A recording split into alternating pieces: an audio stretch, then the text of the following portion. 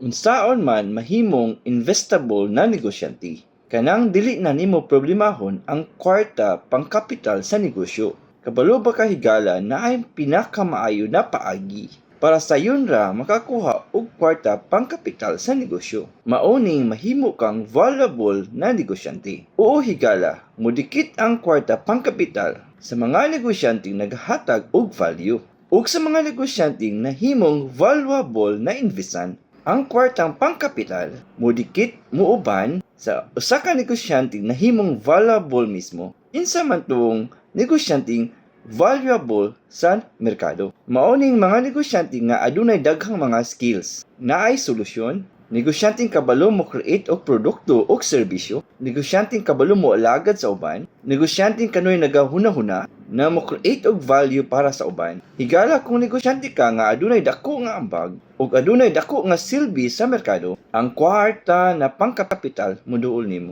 Dili na ni kinahanglan nagukuro nimo kay negosyante man ka nga naay value.